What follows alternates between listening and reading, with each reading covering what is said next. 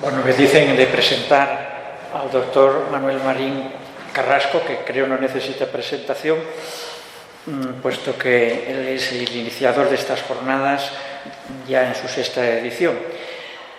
Nació en Isla Cristina, Huelva, en 1960.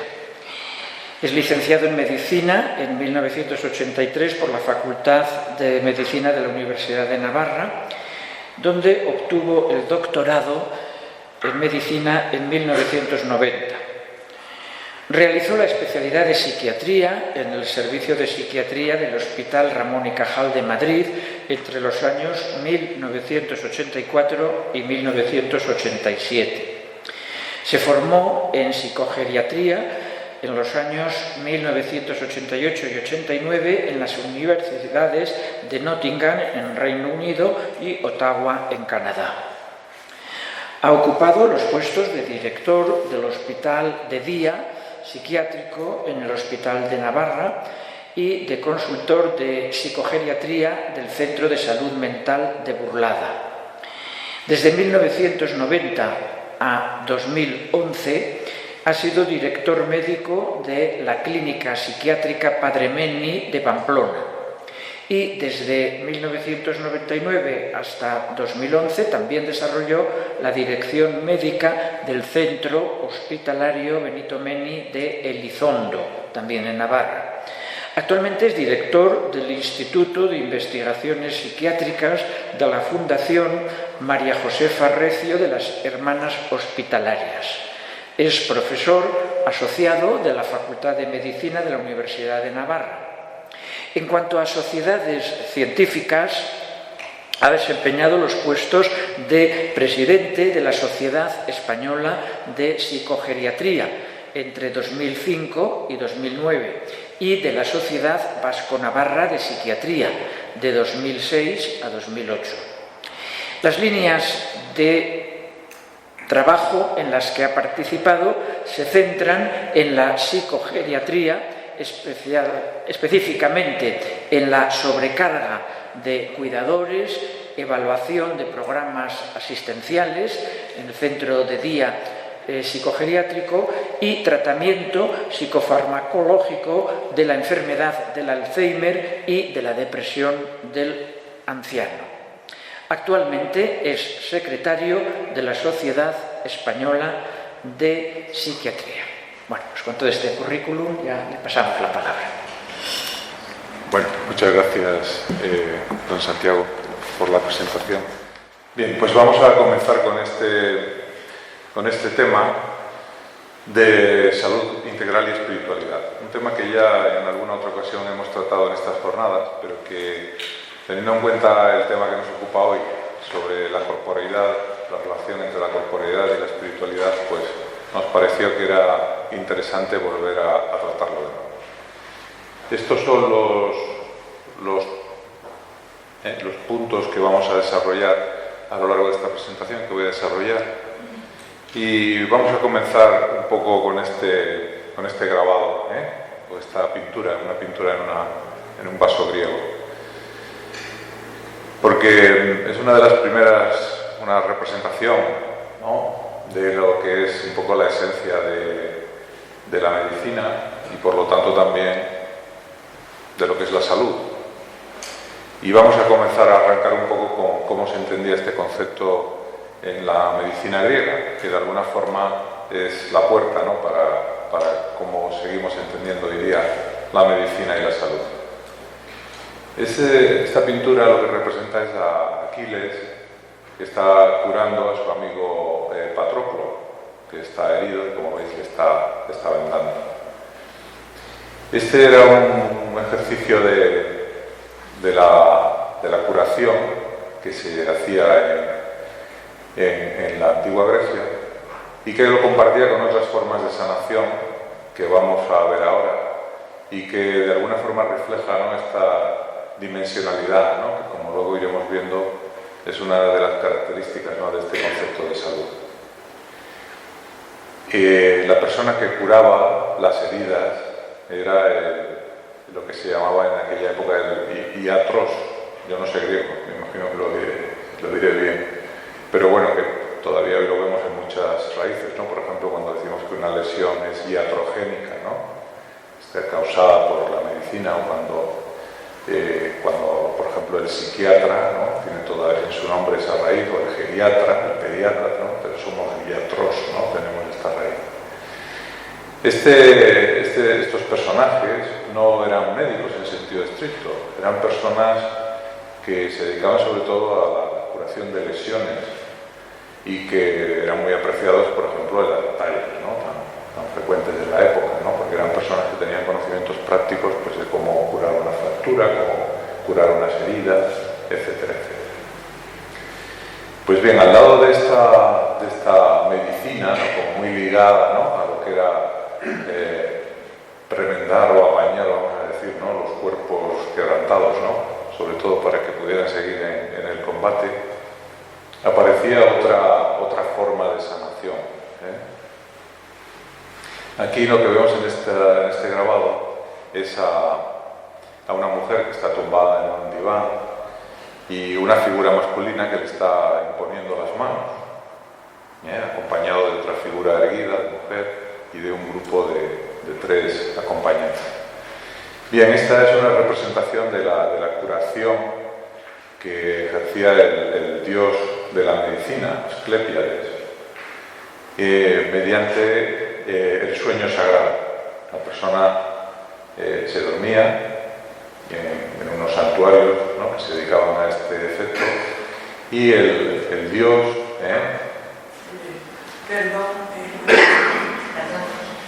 Sí, perdonad.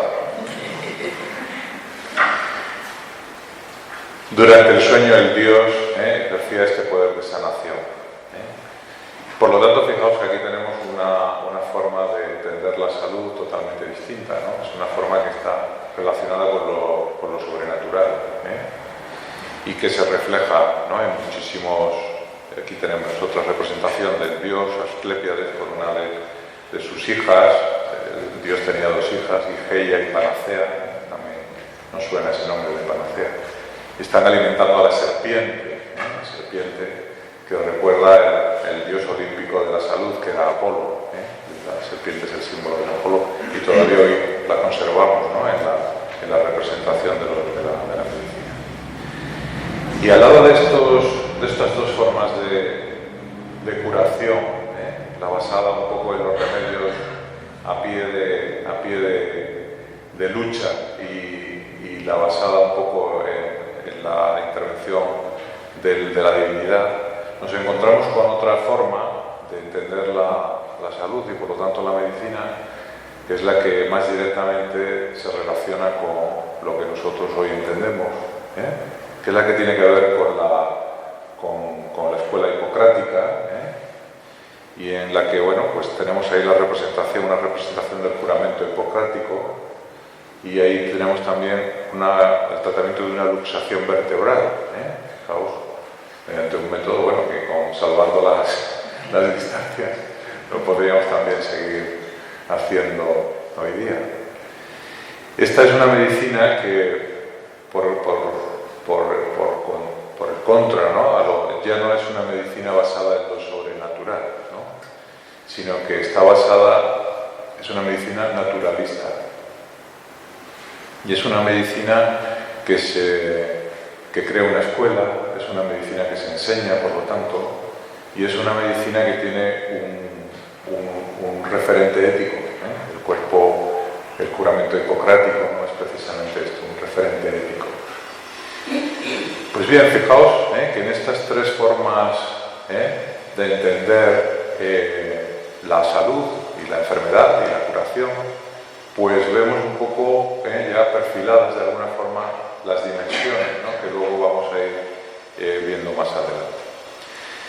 Bien, vamos a dar un salto y vamos a ir a nuestros días. En nuestros días, aunque luego haremos un comentario, recorrer un poco toda la evolución del concepto de salud, pues sería otra presentación. Pero fijaos en estas 2 dimensiones, ¿no? Que también otras 2 acepciones que tiene el término salud, ¿no? Es un término que procede del latín salus, y de alguna forma está también muy ligado al término salvación, al término salvatio, muy similares, que significan estar en condiciones de superar, estar lo suficientemente bien como para superar, para salvar un obstáculo.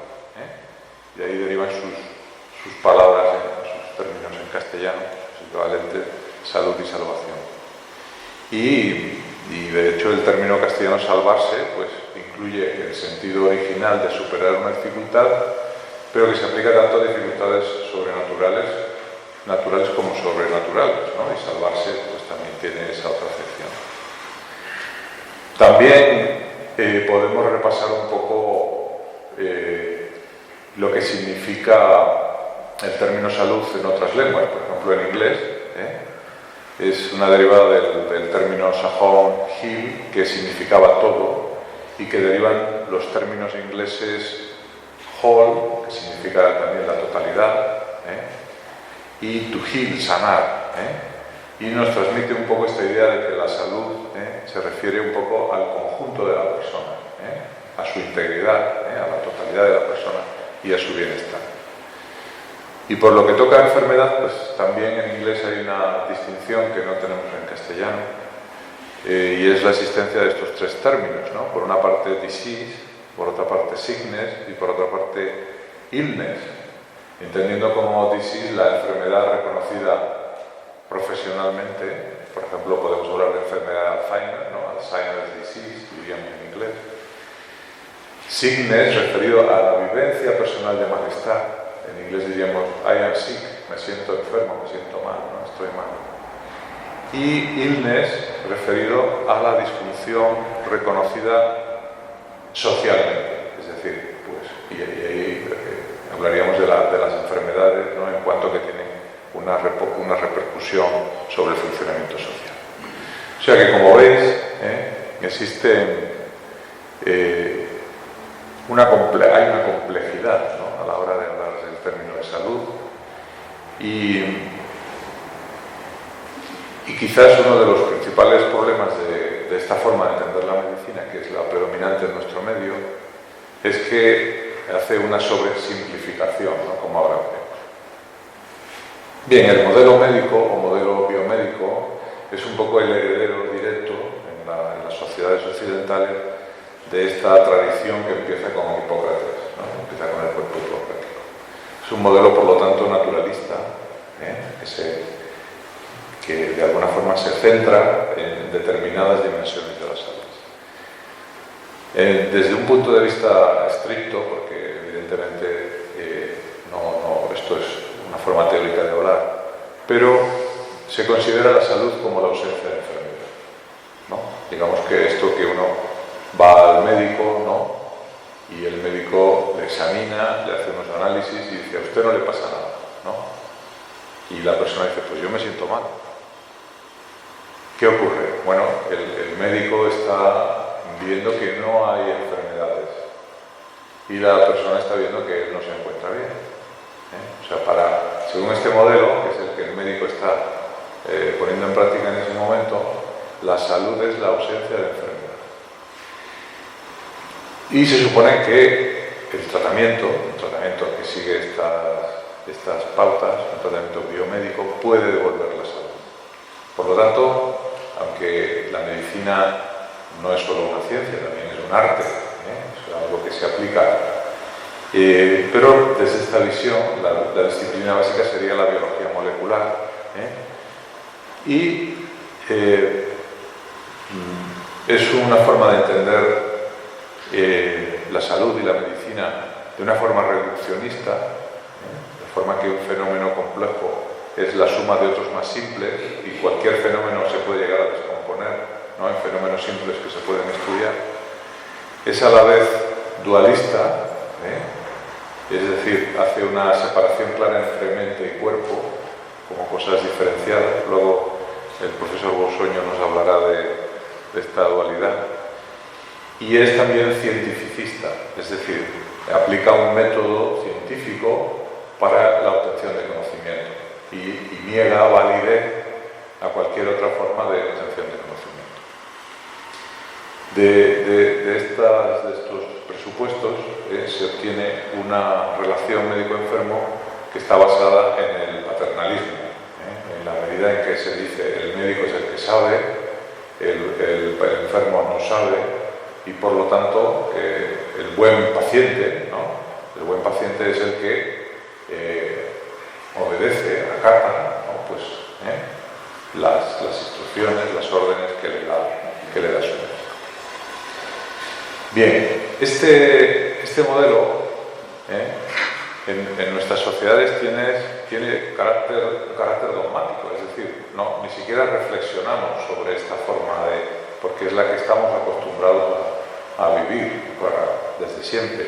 Y de hecho, curiosamente, en otras culturas se le llama medicina occidental, o sea que lo que implica este carácter dogmático que tiende a excluir lo que no puede explicar. Es decir, que si algo, como ocurre con frecuencia, no encaja bien en este modelo, pues lo que decimos es que esto no es una enfermedad. Entonces, no son enfermedades y entonces se tienden a derivar a otros sujetos, y ahí podríamos meter los psiquiatras, ¿no? Los psicólogos, los capellanes, los trabajadores sociales, ¿no? Que tratan, ¿no? Lo que no es realmente una enfermedad. Aquí lo importante es ver que esta es nuestra propia perspectiva cultural de entender la enfermedad, la salud y la medicina. O sea que, digamos que esto no hace falta aprenderlo en las escuelas en las facultades de medicina. El estudiante cuando llega ya lo tiene incorporado, porque esto es algo mucho más profundo. Es una visión social y cultural de la medicina. ¿Cuáles son los orígenes, digamos, más inmediatos de esta? Bueno, la medicina, a partir del siglo XIX, tiene un carácter fuertemente positivista. Es la forma de entender la realidad, ¿no? y de estudiarla, y que procede más directamente pues, de estos autores, ¿no? Lo que son de alguna forma los que desarrollan el positivismo, y que por recordar a uno de ellos, a Comte, presenta la historia humana en 3 fases. Habla de una fase teológica o mágica, que corresponde a la infancia de la humanidad, y en esta época las personas pues dan explicaciones mágicas a los fenómenos naturales y utilizan categorías antropológicas para comprender el mundo y técnicas mágicas para dominarlo. De esta fase se pasa a la llamada fase filosófica o metafísica, en el cual el hombre deja de creer en seres sobrenaturales y comienza a creer en ideas. Y las explicaciones son por lo tanto racionales. Se busca el poder de las cosas y se sustituye a los dioses por entidades abstractas y términos metafísicos. Y para este autor, la última fase es la fase científica o fase positiva, que da el nombre a esta corriente, y es la definitiva. En esta época la mente humana renuncia a la búsqueda de ideas absolutas y, por supuesto, a la idea de la divinidad, que ya están pasadas, y pasa a estudiar las leyes de la naturaleza. Por lo tanto, el conocimiento se basa en la observación, es la experimentación, y se expresa, en último término, mediante ideas matemáticas. O sea que se busca el conocimiento de las leyes de la naturaleza para su dominio teórico. Bueno, esta corriente pues, tuvo un tremendo auge entre los médicos, sobre todo a partir del siglo XIX. Los médicos se adhirieron masivamente a esta corriente, lo cual tiene una gran importancia, porque el médico, fijaos, era la persona científica más cercana a la sociedad. O sea que cuando uno tenía un problema y tenía que acudir a alguna persona que con un grado suficiente de conocimiento, se encontraba con muy pocas personas, y una de ellas era el médico, que le respondía un poco desde esta perspectiva. Esto pues llevó, ¿no?, a que realmente muchos médicos, aquí tenemos a uno de ellos, a Freud, pues denostaran, ¿no?, todo lo que tenía que ver con la religión o con una percepción sobrenatural, ¿no?, de la realidad. Bueno, este es un texto muy famoso de uno de sus artículos, que se llama El futuro de una ilusión, en el cual pues habla de la religión como la neurosis obsesiva universal de la humanidad. Esos eran sus términos, y desde luego bueno, pues le atribuye toda una serie a la religión y por lo tanto a las personas religiosas, bueno, pues comentando que se trata, pues eso, ¿no?, de un estado neurótico colectivo, ¿no? Sería un poco su definición. Sin embargo, a la vez que, bueno, pues que se produce ese fenómeno, también hay una conciencia creciente, ¿no?, de la dimensión social de la salud. Esto también es una de las características del siglo XIX. Este autor es muy interesante, es Rudolf Virchow, es un autor alemán que desarrolló la teoría celular, que es una de las teorías básicas, ¿no?, de la medicina moderna, pero que curiosamente tuvo siempre un gran interés por la dimensión social de la medicina. De hecho, él fue médico en las minas de Silesia, en las minas de carbón de Silesia. Escribió un famoso manifiesto quejándose de las condiciones de salud de los mineros, y una de las quejas que manifestaba en este posicionamiento era que siendo los mineros católicos, porque eran polacos, estaban siendo atendidos por pastores protestantes alemanes, ¿no? Entonces, pues es una de las primeras personas que realmente intenta ver a la persona en su contexto, ¿no? Y la primera persona que relaciona, una de las primeras personas que relaciona la salud, ¿no?, pues con el entorno, y también con la situación de su atención religiosa. Otro punto importante que podemos recordar es esta famosa definición, ¿no?, de la Organización Mundial de la Salud. Después de la Segunda Guerra Mundial, los médicos, las sociedades médicas, pues quedaron un poco en estado de shock por, bueno, pues cuando se descubrieron, entre otras cosas, ¿no?, pues la participación, ¿no?, que habían tenido médicos, ¿no?, en el holocausto nazi, y hubo una reacción generalizada, ¿no?, en el mundo de la medicina, que llevó a muchas cosas, ¿no? Llevó, por ejemplo, a la Declaración de Nuremberg, que es la base, ¿no?, del movimiento ético dentro de la medicina, que es la base, por ejemplo, del consentimiento informado, que ahora nos suena tan familiar. Y otra de las consecuencias que tuvo fue la declaración esta, ¿no?, la declaración de Alma Ata, que también se conoce así, de la Organización Mundial de la Salud, en la que se le da un vuelco, ¿no? Es una crítica, ¿no?, a esta visión que hemos comentado antes, a este modelo biomédico, ¿no?, de salud. Aunque, por supuesto, ese modelo, como he comentado, sigue prevalente, ¿no? Desde este punto de vista, la salud es un estado de completo bienestar mental, físico, mental y social, y no solamente la ausencia de enfermedad. Y sigue diciendo que la posesión del mejor estado de salud que se es capaz de conseguir constituye uno de los derechos fundamentales de todo ser humano, con independencia de raza, religión, etc. Y es una condición fundamental de la paz mundial y de la seguridad, etc. Bien, esta definición sigue manteniéndose, aunque ha sido complementada, pero mínimamente años más tarde, y bueno, pues introduce una serie de cambios muy importantes. Primero, es un concepto positivo, o sea, la salud no es solamente la presencia de malestar, la presencia de enfermedad, sino que es la presencia de un bienestar. También introduce la idea de varias dimensiones, física, social, mental.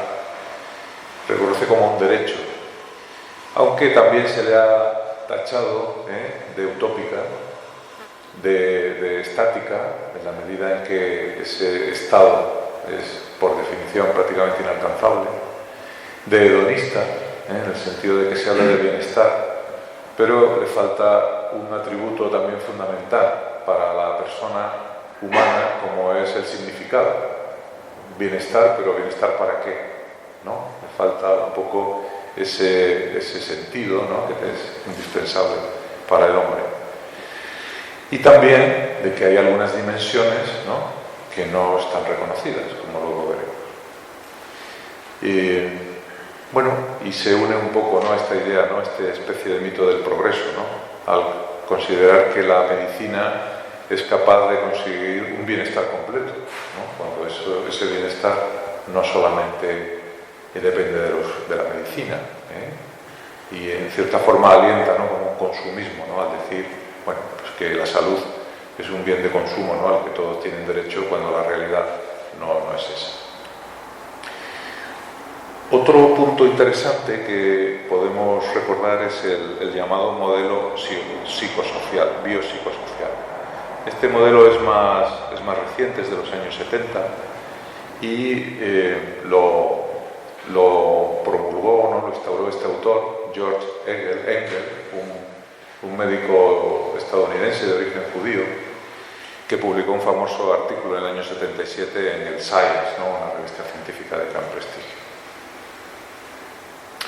y que tiene una serie de razones, ¿no? Por ejemplo, el hecho de que una alteración bioquímica no siempre se traduce en enfermedad, el hecho de que la simple anomalía biológica no arroja ninguna luz sobre la significación última para el paciente, ¿no? Yo puedo ir al médico y puede descubrirme que tengo el sodio alto, por ejemplo, ¿no?, y bueno, eso es una anomalía biológica, pero yo me encuentro bien y no tengo ningún síntoma de enfermedad.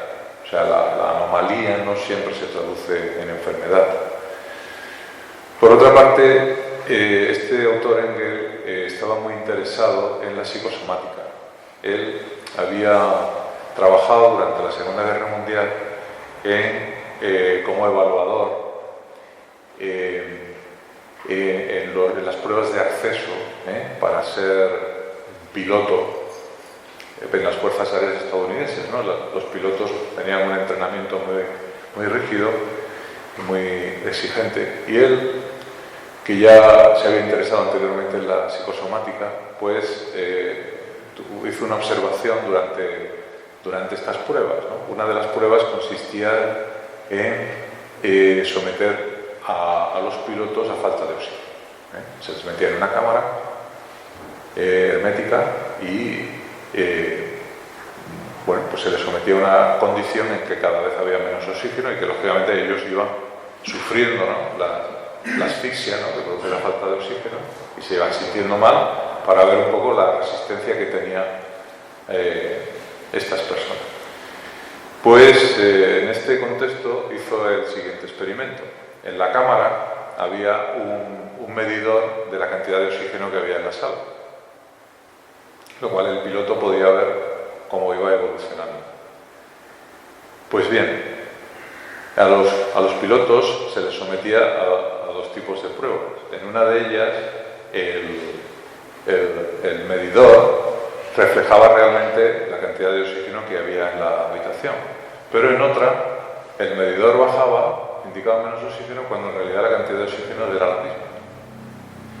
Y en esa situación veía que había pilotos, o sea, aspirantes a pilotos, unos que se ponían malos, como si realmente el oxígeno estuviera bajando, mientras que otros seguían respirando normalmente y pensaban que el aparato estaba estropeado, porque aquello marcaba que bajaba y ellos se encontraban bien.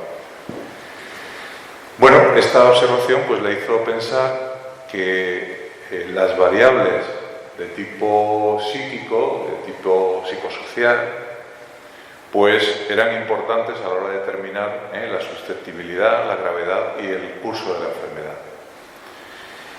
Y por lo tanto que la adopción del papel de enfermo estaba influido por otros aspectos, no solamente por la lesión biológica, sino por otros aspectos, y por lo tanto el tratamiento puramente biológico pues no era la única garantía de éxito, sino que realmente para que la terapia fuera eficaz tenía que hacerse, ¿no?, considerando todas esas medidas, esas variables psicosociales. Y también que la relación entre el terapeuta y la persona afectada también tenía influencia en el resultado.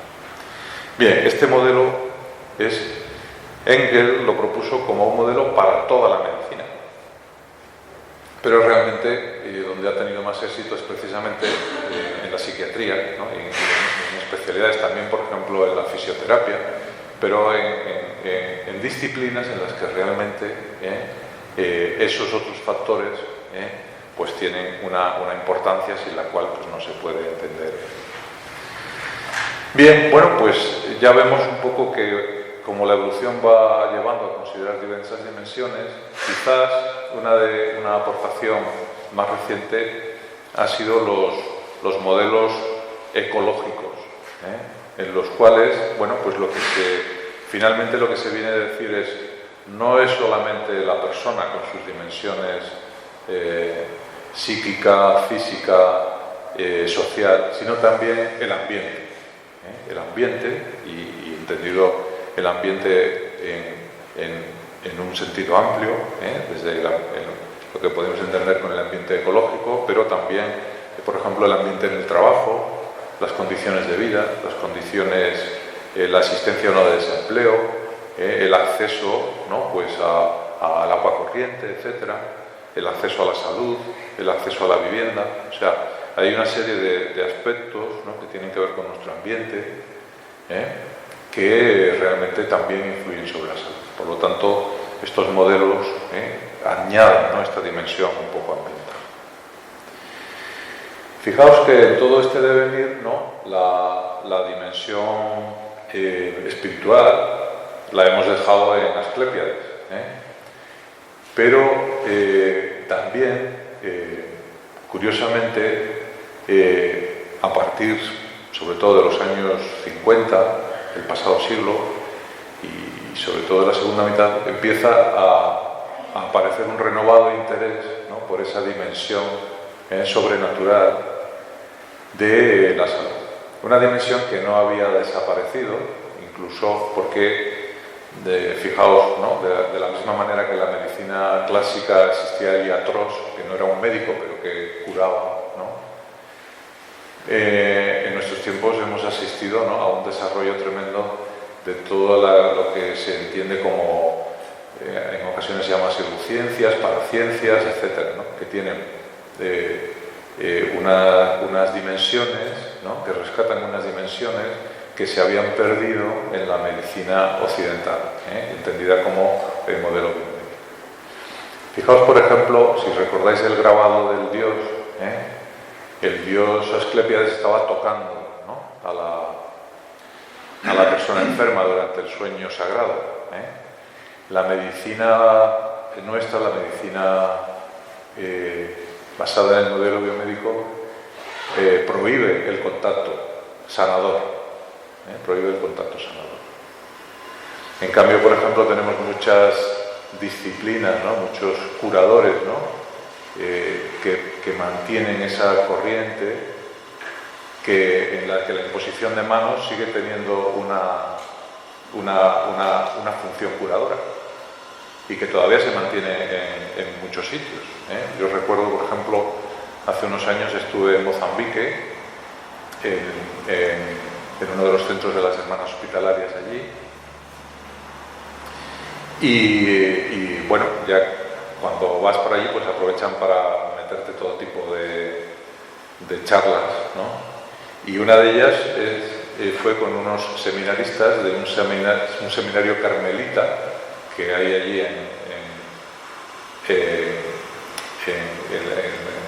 en la ciudad en la que estábamos, y en Maputo, ¿no? Y Y bueno, pues querían que les diera unas nociones, ¿no?, sobre lo que es una enfermedad mental, ¿no?, a unos 40 seminaristas. Y una de las preguntas que me hicieron es: doctor, nuestros feligreses nos piden que les impongamos las manos. ¿Qué le parece a usted? Bueno, yo les dije que por supuesto me parecía que estaba muy bien que les impusieran las manos, ¿no? Y que, bueno, evidentemente la persona que lo hacía lo que estaba pidiendo es que hubiera una transmisión, ¿no?, de esa energía, ¿no?, que el hombre de Dios, ¿no?, había obtenido de su contacto con la divinidad hacia la persona enferma. Pero esa tradición, ¿no?, ya vemos que está recogida, ¿no?, desde la antigüedad. Pues bien, en los métodos de sanación, ¿no?, que no son la medicina oficial, todo ese tipo de imposición, de ese contacto, ¿no?, el contacto con él, sigue manteniéndose. Es decir, y las cosas no se mantienen por casualidad, se mantienen porque hay una necesidad que no está siendo atendida por la medicina oficial. Y por lo tanto, bueno, yo entiendo que eso es lo que explica, ¿no?, que todas esas corrientes, ¿no?, y esas formas de sanación no oficiales hayan seguido manteniéndose y tengan a veces incluso un gran florecimiento. Pero bueno, desde un punto de vista más académico, podemos decir, otro de los cambios fundamentales que ha ocurrido en la medicina y en la visión de la salud es el surgir de la bioética. El surgir de la bioética también está muy relacionado, como he comentado antes, con esto que ocurrió, ¿no?, en la Alemania nazi, etc. Pero finalmente supone un cambio, ¿no?, en los principios básicos que rigen un poco la relación entre el médico y el paciente. De manera que de un principio de beneficencia, de un principio paternalista, ¿no?, el médico sabe y por lo tanto hace lo mejor que conviene al enfermo, se pasa a un modelo en el cual el principio fundamental es la autonomía. El médico propone y el paciente decide. Y la beneficencia pasa, junto con otros principios de justicia o no maleficencia, pasa a un segundo lugar.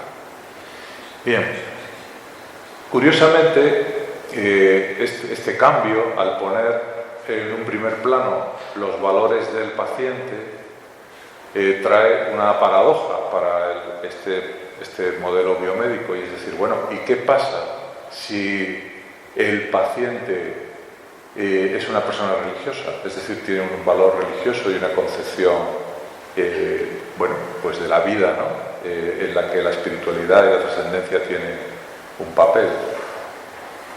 ¿Debe entonces el profesional decir: esto no tiene nada que ver conmigo, yo soy un médico científico, aplico técnicas médicas, técnicas científicas, y por lo tanto, pues vaya usted a su capellán, a su sacerdote, para atender estos problemas? Bueno, lo que ocurre en este momento es que cada vez más hay profesionales que dicen: no, realmente lo que está ocurriendo en ese momento es que se está produciendo una visión, un enfrentamiento de valores, una dialéctica de valores entre los valores del profesional y los valores del paciente. Y la solución para eso no es decir: esto no es algo que yo atienda, sino es lo que algunos autores, por ejemplo, Fulford,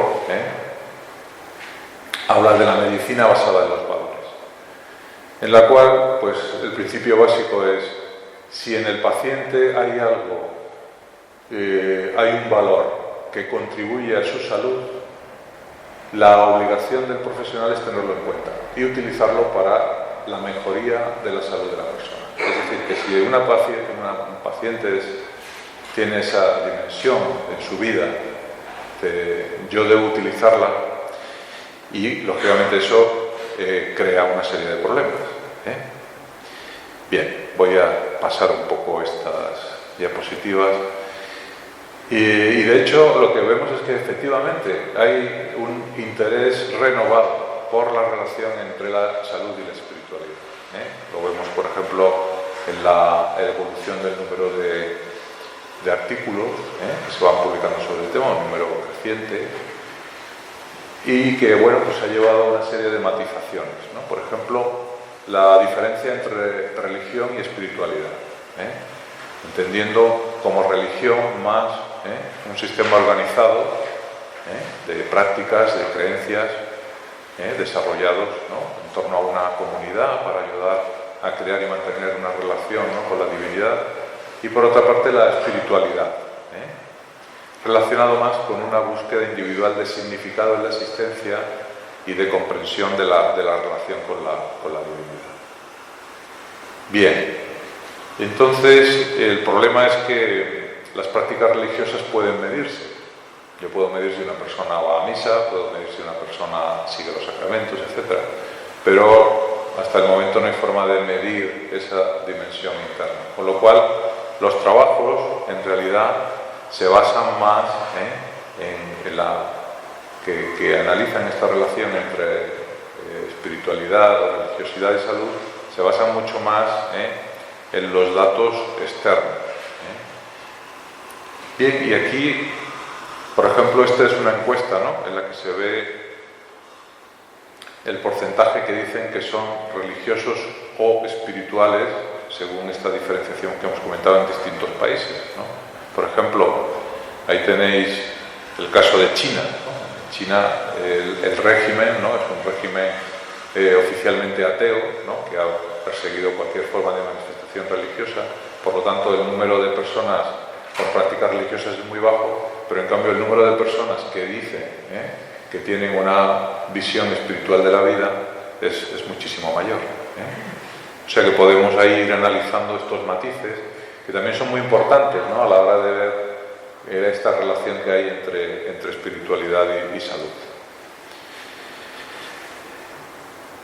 Bueno, estos son algunos de los trabajos que, bueno, no los voy a comentar, pero por ejemplo esto es un estudio en judíos sobre la mortalidad de enfermedad cardíaca y la ortodoxia religiosa, que favorece en este caso a los ortodoxos en contra de los no creyentes, o por ejemplo este otro estudio también en cirugía cardíaca, es la mortalidad a 6 meses de evolución en personas con baja o alta G. Este es otro trabajo interesante, que es un metaanálisis, es decir, un estudio que agrupa otros muchos estudios, en el que se hace un análisis de la probabilidad de tener una salud buena en 11 países por nivel de participación religiosa. Y fijaos que aquí se ven cosas muy curiosas. Por ejemplo, la relación es mucho más clara en Estados Unidos que en otros países. En cambio, en países que tienen una religión oficial, que además tiene un carácter muy, pues países, por ejemplo, con la ley, con la Sharia, ¿no? Ahí tenemos el caso de Pakistán o de Indonesia, la relación no es ni mucho menos tan clara. Ni tampoco ocurre en países, ¿no?, que han sido países comunistas también, o sea, con un régimen ateo oficial, como Rusia, en los cuales también la relación tampoco es tan clara. Parece, por lo tanto, fijaos, que aunque la mayoría de los estudios afirman que sí que existe una relación positiva entre la religiosidad y la salud, la magnitud de esa relación es distinta según el entorno socioeconómico, sociocultural. De forma que en los países donde hay libertad religiosa, la relación es mucho más clara. En los países donde de alguna forma yo tengo que ser religioso, ¿no?, en los países con una ley como la Sharia, etcétera, o en países donde ha habido un régimen, ¿no?, que se ha declarado ateo, esa relación no es tan fuerte, pues en la medida en que la postura oficial, ¿no?, de la sociedad no permite que el individuo desarrolle libremente, ¿no?, su visión religiosa. Lo cual también coincide, ¿no?, con otros de los resultados de los estudios, ¿no?, en los cuales se ve la diferencia que hay entre lo que se llama religiosidad intrínseca o extrínseca, ¿no?, entendiendo como tal pues la religiosidad que uno desarrolla, ¿no?, como un fruto de una evolución personal, o bien la religiosidad que uno adopta, ¿no?, digamos, por un conjunto de referentes externos, ¿no? Es decir, que esa religiosidad que uno no vivencia, sino que la adopta por otra serie de elementos, ¿no?, pues en realidad no se relaciona positivamente con la salud e incluso puede ser al contrario. Bien, o sea que, bueno, uno de los elementos, ¿no?, esta relación, como digo, se observa en la salud general, pero sobre todo también, ¿no?, en los problemas de salud mental. Evidentemente, en la relación positiva, ¿no?, favorable entre espiritualidad y salud mental se ve más claramente. Bien, no voy a comentar estos otros trabajos, porque ya estamos cerca del final. Lo único es comentar, ¿no?, que por lo tanto lo que vemos es que al modelo tradicional, modelo biopsicosocial, enriquecido incluso con la vertiente esta ambiental, habría que añadir ahora otra dimensión, ¿no?, una dimensión integradora, que realmente ya no es de un aspecto en concreto, sino que da unidad y sentido a todo el conjunto de la persona, que es lo que podríamos denominar como dimensión trascendental, espiritual o religiosa. Hay también ya modelos teóricos de cómo se produce esta relación entre religiosidad y salud. Y bueno, sería quizás interesante verlo en detalle, pero entiendo que esto lo vamos a ir hablando, ¿no?, a lo largo de las jornadas. Por lo tanto, bueno, desde mi punto de vista queda claro que la espiritualidad, que la religiosidad es otra de las dimensiones de la salud, que por lo tanto los profesionales de salud deberíamos tenerla en cuenta, tanto por este principio, ¿no?, de medicina basada en los valores, como por el hecho de que la religiosidad afecta a la forma de abordar la enfermedad por parte del paciente y a la propia evolución de lo misma, y que influye, ¿no?, de forma muy poderosa en la toma de decisiones clínicas. Por lo tanto, es un aspecto que deberíamos tener en cuenta. Bien, y para terminar, ¿qué podemos recomendar? Bueno, pues desde mi punto de vista, identificar, ¿no?, estas necesidades, asegurarse de que están cubiertas, trabajar conjuntamente con la comunidad si existe, y sugerir prácticas que se han encontrado valiosas y descartar otras, porque hay también falsas religiosidades, ¿no?, que son aquellas, ¿no?, que limitan la libertad de la persona. Podríamos hablar de las sectas y de otros elementos, y que por lo tanto al final, ¿no?, lo que nos da la prueba del algodón, ¿no?, es aquellas vivencias, aquellas prácticas, ¿no?, que en realidad aumentan la libertad personal. Muy bien, pues con esto termino la presentación y muchas gracias.